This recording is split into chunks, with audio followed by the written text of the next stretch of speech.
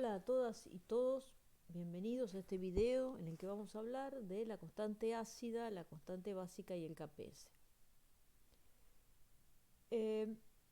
Hace algunas semanas vimos que los ácidos y bases se clasifican como fuertes o débiles según se disocien total o parcialmente.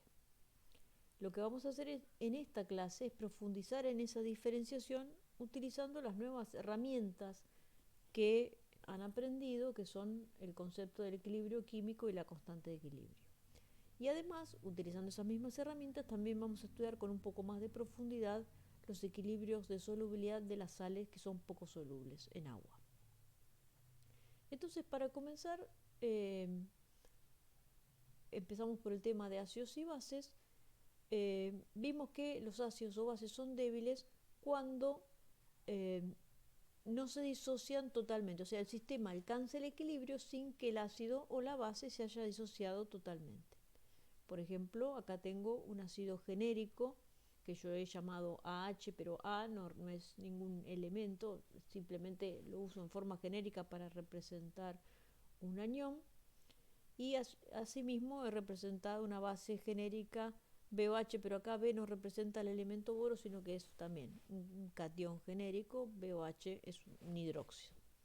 Entonces, si AH es un ácido débil, lo que yo voy a tener es que cuando el sistema alcance el equilibrio, no todo el ácido que yo agregué no se disoció. Una parte del ácido que agregué queda sin disociar y una parte se disocia. Y lo mismo si BOH es una base débil, entonces este hidróxido, cuando el sistema alcance el equilibrio, voy a tener una parte que se transformó en B más oxidrilo y una parte que quedó como BOH sin disociar.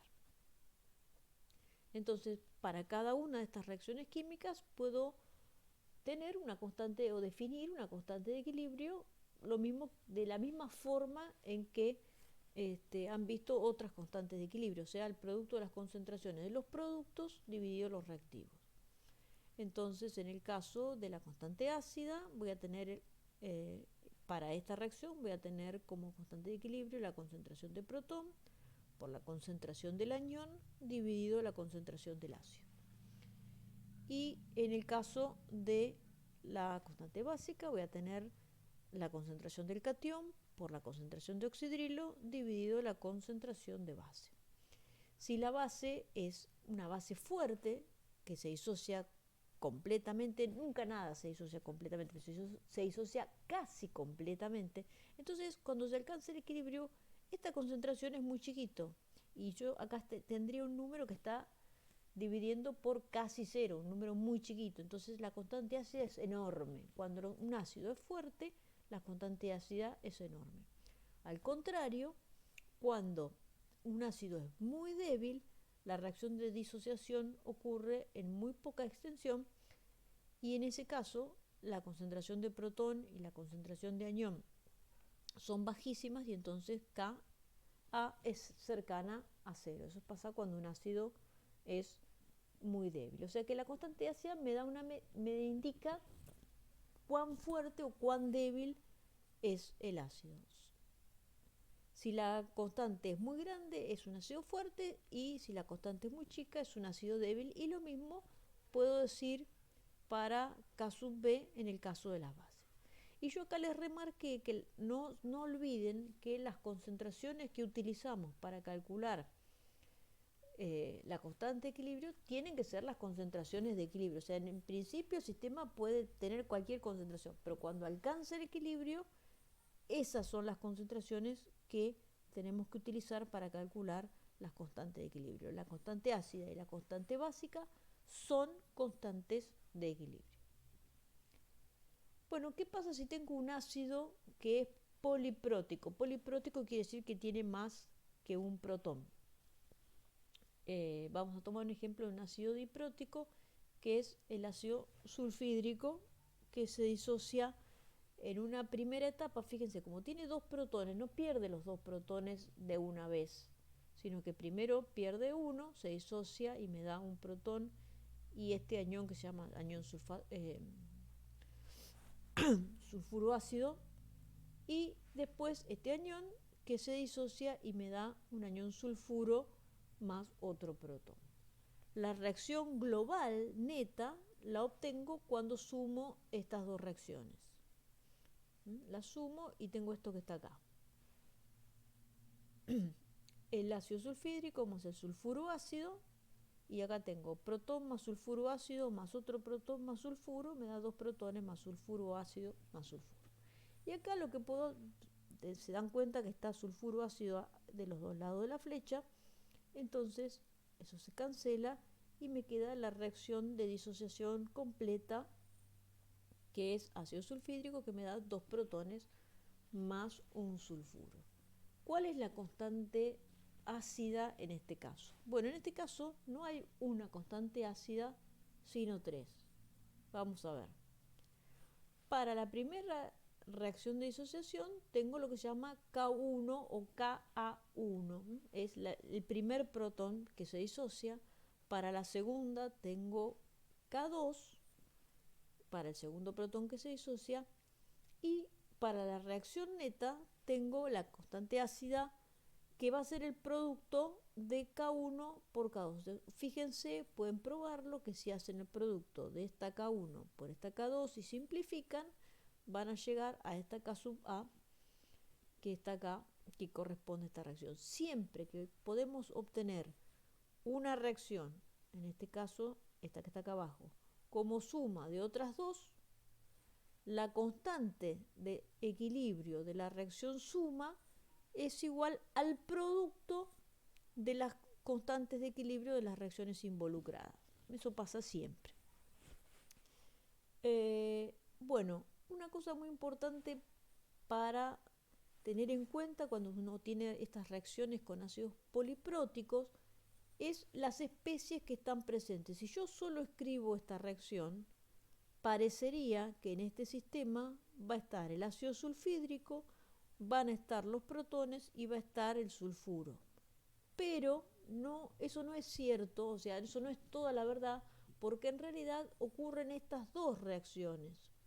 Las dos ocurren, y como ocurren las dos y ambas están en equilibrio, siempre va a estar presente también el anión sulfuro ácido, este anión que es como un intermediario, como está como una etapa intermedia. Entonces, eso para no perder de vista cuando tienen disociaciones de ácidos con 2 o 3 protones. Bueno, y lo mismo que yo en esta clase les hablo hablo más sobre los ácidos, pero lo mismo ocurre, exactamente lo mismo con las bases. En este caso ocurre lo mismo con las bases que tienen más de un oxidrilo. Y un comentario que quiero aclararles respecto de la notación, porque puede generar alguna confusión. Yo escribí la reacción de disociación del ácido AH de esta manera, y claramente entonces le corresponde esta constante de equilibrio. Ahora, cuando vimos la clase de ácidos y bases, vimos que también podríamos poner así: ácido más agua, que me da este ion que yo les conté, que se llama hidronio, más el anión ameno. Entonces, escrita de esta manera, ustedes podrían pensar que la constante de equilibrio tiene que tener el agua, y sin embargo eso no es así. En la constante ácida ni en la constante básica nunca se pone el agua, porque se considera la concentración de agua es una constante y no se pone. Entonces, por lo pronto, si no, recuerden, no hay que poner la concentración de agua. Si pusiera acá la concentración de agua, la constante ácida para esta reacción me daría distinta de la de esta, cosa que está mal. Entonces, recuerden, nunca se pone la concentración de agua en la constante ácida o en la constante básica. Y acá simplemente les marqué que recuerden que poner concentración de protonio o poner concentración de hidronio es lo mismo, porque esto y esto representan la misma cosa. Bueno, entonces, para que no haya duda, la concentración de agua no aparece en la constante ácida. Independientemente de cómo la hayamos escrito, siempre es el producto del catión o del en este caso el hidrógeno por el anión dividido el ácido. Y si es una base, va a ser el catión por el oxidrilo dividido la base, pero nunca el agua. Bueno, conocido Ka o Kb, podemos hacer cálculos de cuánto es la concentración de protones o cuánto es la concentración de oxidrilo cuando yo tengo un cierto ácido o base disuelto. Entonces lo que vamos a ver ahora es un ejemplo de cómo se hace ese cálculo. Y en el ejemplo vamos a considerar que yo disolví C sub A moles por litro, o sea que tengo una concentración C sub A molar del ácido HA, donde C sub A yo después le voy a poner un número. Pero vamos ahora a ver cómo se plantea el problema. Tengo mi reacción de disociación acá de mi ácido genérico y para esta reacción tengo una cierta constante ácida que voy a poder obtener, no sé, de internet, de Google, de alguna tabla, de algún manual, etc. Tengo la constante ácida. Muy bien. Yo quiero saber ahora cuánto hay de cada especie, cuánto hay de protón, cuánto hay del anión. ¿Qué cosas tengo que considerar? Bueno, primero, mirando esta reacción, yo me doy cuenta que lo que se forma de protones es igual a lo que se forma del anión, porque cada vez que el ácido se disocia me da un protón y un anión, entonces necesariamente estas concentraciones son iguales. O sea que yo acá en vez de poner concentración de H más por concentración de A menos, podría poner H más al cuadrado. Y además, fíjense que la concentración de AH va a ser igual a lo que disolví, que dije que lo iba a llamar C sub A, a la concentración molar del ácido disuelto, menos lo que se disoció, porque lo que se disoció deja de estar como ácido para pasar a estar disociado. Entonces, lo que tengo todavía como ácido sin disociar es lo que disolví menos lo que se disoció. Entonces ahora reemplazo también esto acá. Bueno, ¿para qué hice todas esas cosas? Porque si yo conozco la concentración de ácido que disolví y conozco la constante ácida, esta es una ecuación que tiene una incógnita, que es la concentración de protones, que es lo que yo quiero averiguar. Entonces, ¿cómo se resuelve esta ecuación? Lo primero que voy a hacer, voy a reemplazar mi incógnita por la letra X porque es más fácil me simplifica la notación. Y ahora voy a hacer esto pasito por pasito para aquellos que hace mucho que no trabajan con ecuaciones. Yo tengo que despejar la letra X.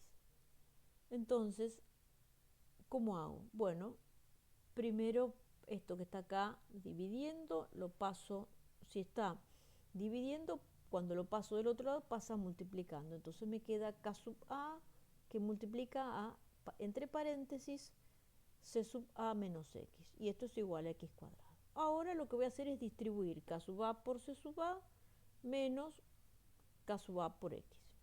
Ahí está, ahí distribuí.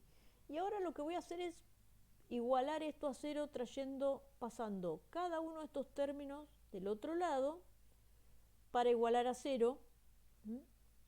Me queda X cuadrado, este que estaba menos K sub A por X, cuando pasó me queda más K sub A por X, y acá que tenía K sub A por C sub A, cuando pasa del otro lado pasa como menos K sub A por C sub A. Esto está igualado a cero.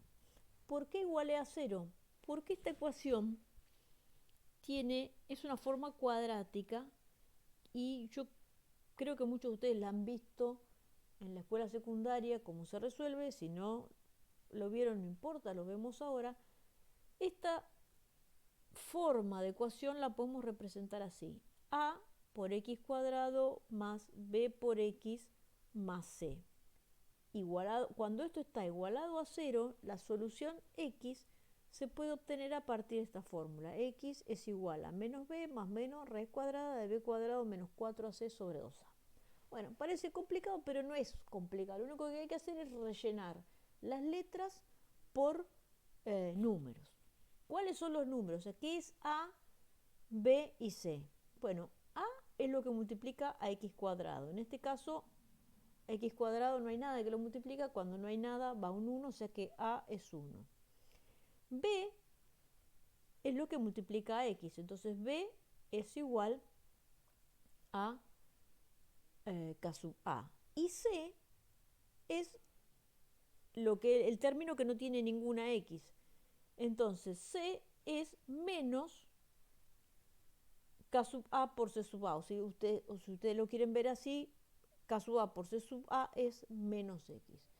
Entonces yo lo que tengo que hacer es, dado los valores de K sub A y C sub A, reemplazo acá y voy a obtener X, que es la concentración de protón que hay en el equilibrio. Así se procede.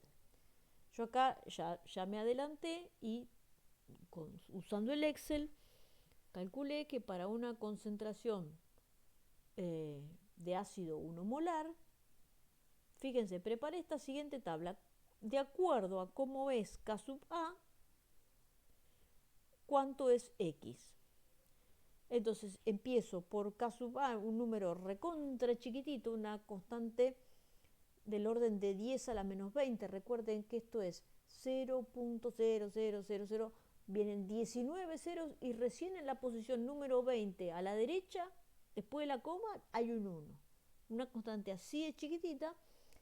Fíjense que también me produce una concentración de protones en el equilibrio que es ínfima, también es un 0 punto y recién en la posición 11 tengo un 9, o sea, es una concentración ínfima la de protones. ¿Y qué voy haciendo mientras voy bajando en la tabla? Fíjense que yo lo que fui haciendo es subiendo la constante de equilibrio, 10 a la menos 18, 10 a la menos 16, 10 a la menos 14. Sigue a medida que yo voy bajando, fíjense que la constante de ácida va aumentando y acá lo que vemos es que la concentración de protones en el equilibrio también va aumentando. Eso es lo que pasa a medida que aumenta la constante ácida. Para tomar como ejemplo, si yo me fijo una constante de 10 a la menos 20, y yo puedo decir casi que este ácido no se disoció. O sea, ¿cuánto va a haber de ácido? Va a haber 1, que es lo que disolví, menos este número que está acá, que es un 0.0000, y recién en la posición 11 hay un 9 o un 99. Es prácticamente igual a 1. Si yo escribo esta concentración con 2 o 3 decimales, 1, me da 1 y es como si no se disoció nada. Fíjense al revés lo que pasa cuando la constante es grande. Esta constante, fíjense, es 100, esto es 10.000, esta constante vale 1.000.000. Cuando vale acá 100 millones, casi la concentración que tengo de X, que es la concentración de ácido, es casi 1. Entonces, ¿cuánto queda de ácido sin disociar? Y casi 0, porque la que queda de ácido sin disociar es 1 menos lo que tengo de protones. Acá, con una K sub A de 10, ya prácticamente me dio 1. En realidad no es un 1, sino que tiene los números diferentes de 9. Son más de los decimales que yo usé para hacer la tabla y por eso el Excel me puso un 1. Pero cuando estoy entonces en valores tan grandes de la constante ácida, es que casi todo está disociado y eso es lo que llamamos un ácido fuerte. O sea, los ácidos fuertes no es que no llegan al equilibrio y cuando llegan al equilibrio prácticamente no queda nada de ácido sin disociar, está todo el ácido disociado. Bueno, y todo lo dicho acá para los ácidos y K sub A tiene su correlato, su analogía con las bases y K sub B. Esto es, tenía que elegir alguno para poner ejemplo y elegí el de los ácidos, pero lo mismo pasa con las bases. Un tema muy importante también para que tengan en cuenta, porque aparece en muchas situaciones, es lo que se llama la disociación del agua o la autodisociación del agua o la autoionización del agua. ¿Qué es esto? Las moléculas de agua se disocian en protones y oxidrilos de acuerdo con una reacción que ahora les voy a mostrar, que nos permite considerar a la vez al agua como un ácido y una base al mismo tiempo. Porque recuerden que habíamos dicho que un ácido era una sustancia que cuando se disociaba me producía protones, una base la que me producía oxidrilo. El agua cuando se disocia produce un protón y un oxidrilo, o sea que actúa como ácido y base al mismo tiempo. ¿Qué ocurre? La cantidad de protones o de oxidrilos que se forman por disociación del agua es ínfima. Ahora la vamos a cuantificar, pero lo importante es que tengan en cuenta que si yo tengo agua pura, casi todo el agua va a estar como moléculas de agua. La gran mayoría va a estar como moléculas de agua. Una muy baja proporción va a estar disociada en protones y oxidrilos. Para la reacción de disociación del agua tengo una constante de equilibrio, lo mismo que tengo una constante de equilibrio para cualquier reacción que quiera representar. Para el agua en particular se llama o se la representa la constante de equilibrio de la reacción de disociación, se llama el KW porque es por water, K water, nosotros tenemos que llamar KH porque sería del agua. Y esta KW en condiciones estándar vale 1 por 10 a la menos 14. Esto es la constante de disociación del agua, que nos permite calcular cuál es la concentración de protones y oxidrilo en el equilibrio. ¿Cómo hago para eso? Fíjense que en el equilibrio, como lo que se me forma de protones es igual a lo que se me forma de oxidrilo, esta ecuación lo que me está indicando es que la concentración de oxidrilos al cuadrado es 10 a la menos 14, la concentración de protones al cuadrado es 10 a la menos 14. Para sacar la concentración de protones saco la raíz cuadrada y la raíz cuadrada de 10 a la menos 14 es 10 a la menos 7. Entonces en condiciones estándar el agua pura tiene una concentración de 10 a la menos 7 molar de protones y 10 a la menos 7 molar de oxidrilo. Eso es una cantidad, un número, fíjense que es un número muy, muy pequeñito.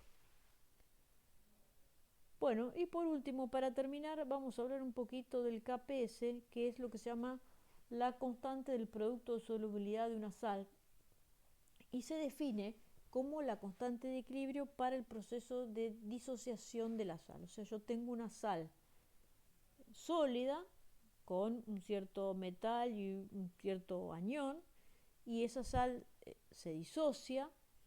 Bueno, ¿cómo es la constante de equilibrio de esta reacción? Es la concentración de los productos elevados a sus coeficientes estequiométricos. Entonces voy a tener la concentración del metal o del catión B más elevado a la A por la concentración del anión a X menos A elevado a la B.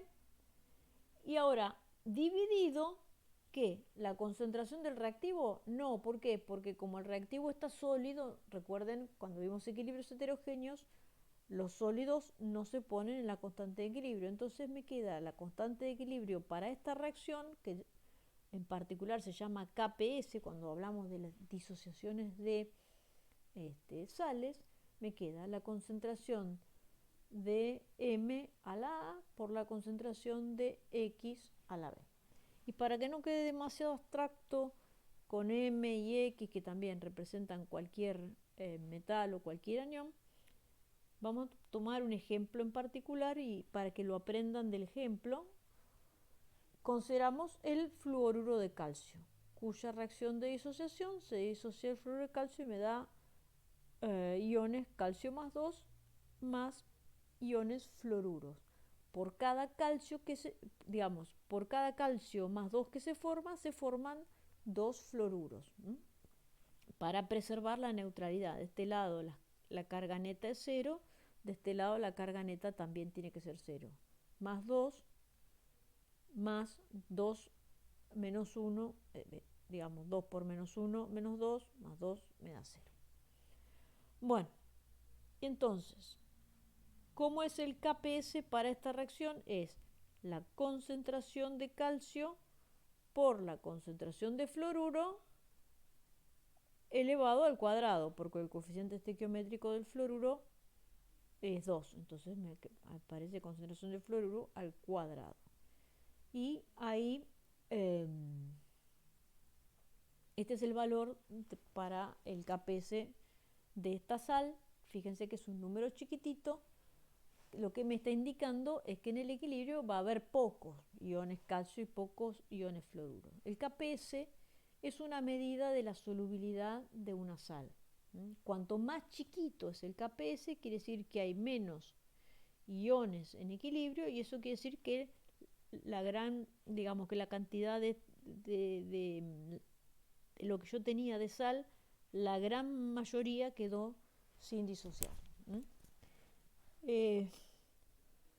Es una medida de la solubilidad. No, ojo, igual solamente pueden comparar el KPS de sales que tengan la misma cantidad de iones, ¿no es cierto? Si no, como están estos exponentes, les puede producir, digamos, puede ser un poco confuso.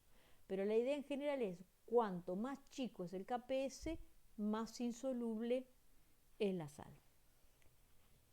Entonces, ¿cómo haríamos un cálculo de cuántos iones están disueltos conociendo el KPS? Vamos a tomar como ejemplo, calcular la concentración de iones fluoruro y de iones calcio en una solución de estos iones que está en equilibrio con fluoruro de calcio sólido, a partir de los datos que tenemos. Entonces, esta es la reacción de disociación, la vuelvo a repetir.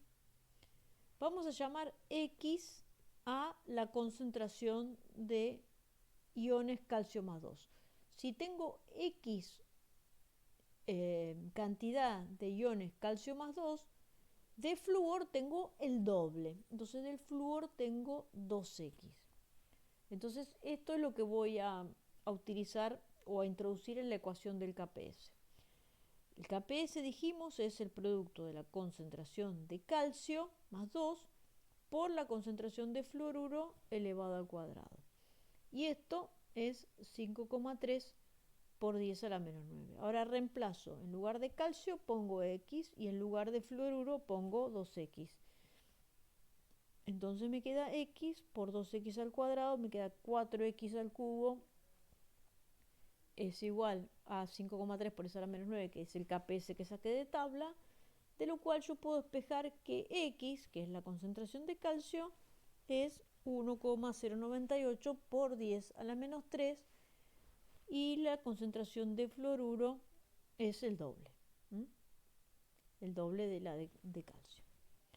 Bueno, estos simplemente son ejemplos. Después en el cuestionario va a haber otros ejemplos para que ustedes puedan practicar e internalizar estas ideas.